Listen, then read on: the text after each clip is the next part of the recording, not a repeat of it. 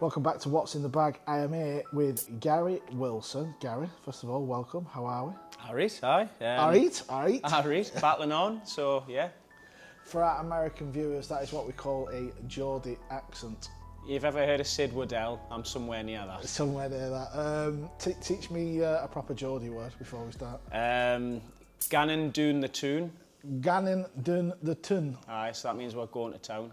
On Lash or just going Well, to way town? aye, it's the only place to go. Why aye? Yeah. Way aye, there's another one. Does that mean yes? Way aye means yes. Yeah. Well, yes, basically, I think. Why aye? Well, yes. There you go. Without even teaching you, I'm already teaching you, see. Right, there we go. Right, listen, obviously we've had a lot of pool players on the channel. Yeah. You're a snooker player, pool player, hayball player. Yeah. What we're going to call you? Is it pro snooker player or Well, it's Q sport extraordinaire? Is it? It's definitely still pro snooker player. Right. But dabbles in a few other sports as well for the crack. For the crack, like. Right, let's have a look. We can see, obviously, we've got some sort of snooker case going on. Let's have a look. One piece case, yeah. So you want me to open it up, yeah? Do you want me to turn it round so you can see? Or yeah, let's do that. Should we put it round here? You've done this before, haven't you, pal? You can't see, can you, if I'm over there? Well, you're going to pull them out, put them on the table. So we've got a one-piece case. First of all, we've got the brake cue.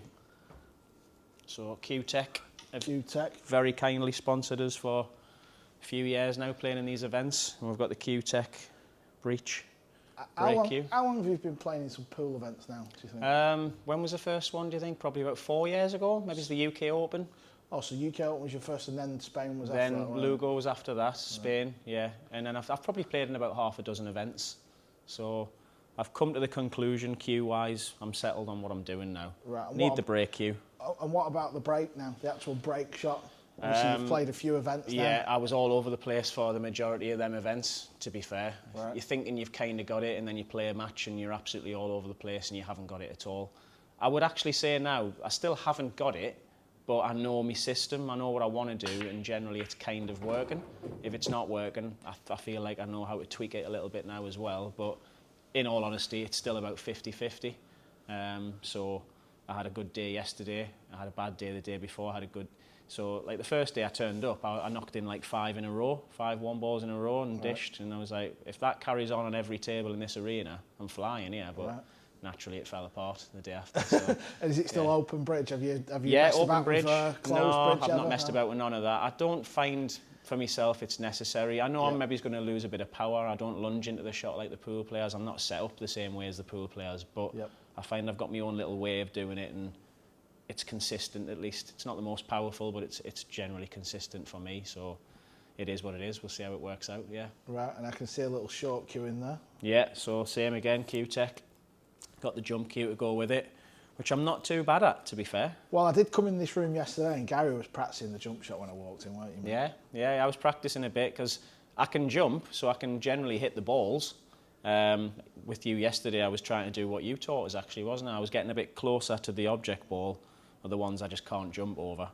And I was doing what Carl taught us, doing the little sort of, what do you call it? Is it like a dart? Shot, like the dart sort of way. You got it though, didn't you? And I was popping it over straight away, wasn't I? So I was quite impressed. But I was saying in my interview earlier on, I played a hell of a jump shot yesterday in my match. It was unbelievable. The ball was like there, and the cue ball up on the balk rail, and there's a ball there, and I've jumped it and potted it down the rail, and everyone's giving it the round of applause. And right, like, well, at the end of this video, we'll set that shot no, and we'll give it one go. Fail miserably.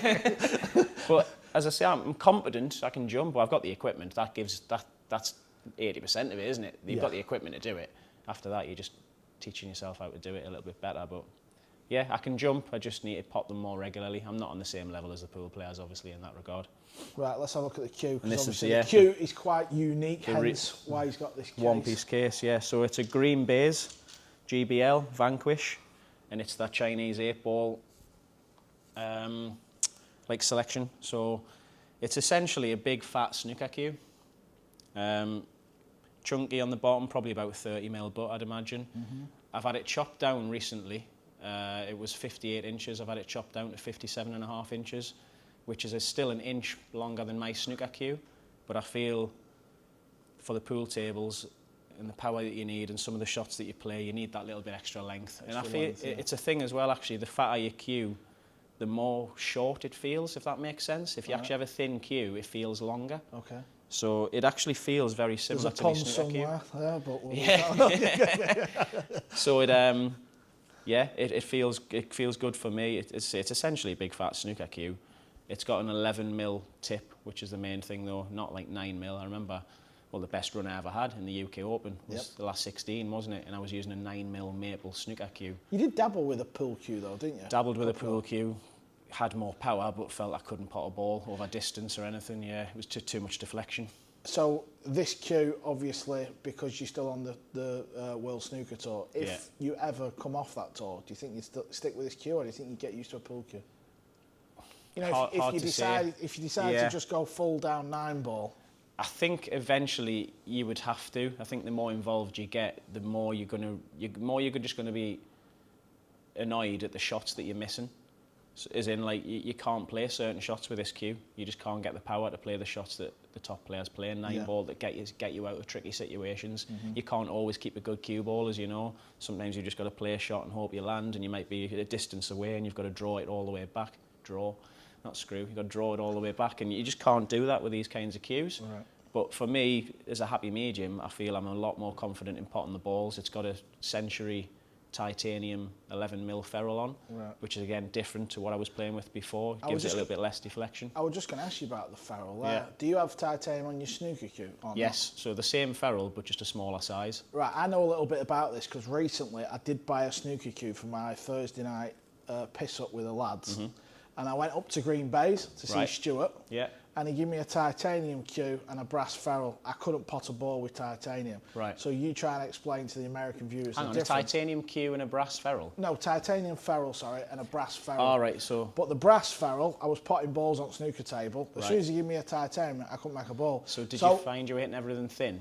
I can't really remember, but I just know it weren't going in pocket. Yeah. So, and obviously Stuart explained, but for the American viewers, just try and explain the difference between this titanium versus brass. Versus brass, if you're sort of a snooker kind of player, I suppose, because in American pool you don't use any of that anyway. But in snooker, traditionally over all the years, it's been a brass ferrule, which is, look, some of the argument is it done Hendry no harm, it done Ronnie no harm back in the day, it done Davis no harm, they won world title. Well, everybody was using it though. Yep. That was just what it was. The thing with that is it's an evolutionary step to bring the game further on. Now, pool does that better than any cue sport. We're well behind in snooker. We don't seem to get ahead with the times like pool does. Pool's got all these technologies now and cues and, you know, carbon and everything and all these different ways, and they know a lot more about deflection and all that kind of thing. Essentially, the titanium ferrule is just doing some of that. It's helping you reduce the deflection while keeping the strength in the cue as well. There's an argument it provides a touch more power because titanium's obviously a much stronger material than brass. But essentially, to cut out all the waffle, you're bringing down the deflection. That's the main purpose of it. So for all the years that we've played snooker, and back in the day the tables were a bit heavier and you didn't maybe have to worry about deflection as much. These days when you're playing on such fine cloths with table heaters and the cue ball's deflecting a lot, this just helps that. So one perfect example is just the break-off shot in snooker. You're playing it with right-hand side, if you're playing obviously between the yellow and brown, to swing it round the angles. And back in the day, if you're playing with a brass ferrule in certain cues, you'd find you'd play on a match table, your first break-off, and you're hitting that. You're even missing the end red. You're hitting the second red by accident because you're deflecting the cue ball that much. Yeah. So that's just getting used to the match tables and stuff. But you find with the titanium, you're bringing that right down now. The deflection's a lot lower, so that when you go on different tables, really quick, skiddy tables as well, you've just got a lot more margin for error. You don't feel like with side you're scared anymore. But you still got to get used to that. Of course you have. You've got to get used to it. It's like getting used to it being really heavy, if that makes sense. The conditions being really heavy, in that when you put side spin on, it's just not squirting all over the place. You've got a lot more faith to use side spin.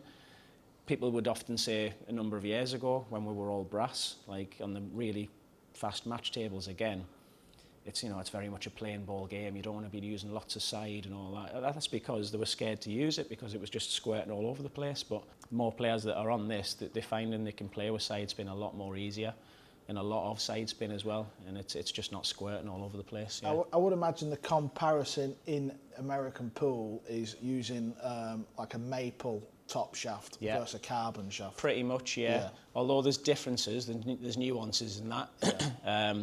That's what I found, yeah. The difference, I think, We can get into this all day if you want. I mean, know, this is really interesting I thought this stuff. was going to be quite boring, but... But actually, the carbon and the wood difference I've found, and I think everyone will say the same who's experienced in using both. Yeah. With wood, the harder you play the shot, the more deflection you get. Right. Whereas I found with the carbon, generally it's less deflection, but actually it's less deflection the more power you play with, which is really weird. It's such a strong material. I found that when I was trying to use the carbon cues for a little bit, you would play soft shots with lots of side and it would just squirt off instantly. Really? Wow. But the harder you played it, naturally the more I'm thinking I'm going to have to aim to adjust more and more and more because it's going to squirt more and more. But it was actually straighter the harder you hit it. Wow. So that was the main reason I didn't want to get used to a carbon, and I've stuck with this, is because it was actually the opposite way of thinking to what I'm used to. So I knew I was never going to get around that unless I was full-time pool, because I'd be playing a shot, subconsciously thinking I'm hitting it hard, allow for it more, and actually it's the other way around. So that just blew my mind, and I was like, no, unless I'm playing pool all the time, I'm not getting used to that. I'm going to stick with wood. I'm going to stick with something I know pattern-wise it works. Century titanium ferrule, keep the deflection down, have the power there, 11 mil. It's an 18-ounce cue.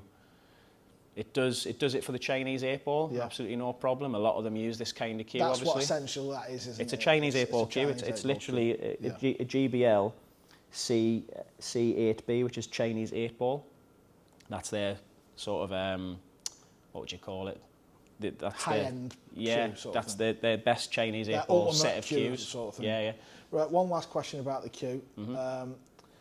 Obviously, titanium ferrule, you're saying you're using this on your snooker cue. Yeah. Let's say top 64 on the tour. What percentage are using it now? Yeah. Is there a lot, or is it still brass? There's a lot. There's a lot using a titanium ferrule now. There's I struggle with the numbers now because I'm not really keeping up with it as much anymore. Is it over 10, 20? Oh, yeah. Oh, is it? Right. Yeah. There's a lot using. It's not like I'd go as far as to say now there's maybe half the tour. Oh, wow. Okay. Using a titanium ferrule. That's just a rough guess. It's not like it used to be a few years ago even, where it was just a handful and a lot asking questions. There's actually quite a few top players converted now, and a few have dabbled and went back for whatever reason, but yeah, there's pretty much half the tour using it now. Right, obviously this is a snooker cue case. Pool players have got these fancy bags with all sorts of gadgets in, so I'm not expecting loads of gadgets, but I can see a few little you're bits. Quite protective of your cues, so just pull out them few bits. Let's see. Oh yeah, so just the little protectors, again, green bays, yeah. Brilliant green bays. If anyone needs a cue, yeah, it's funny, I was up there plug a couple of weeks ago.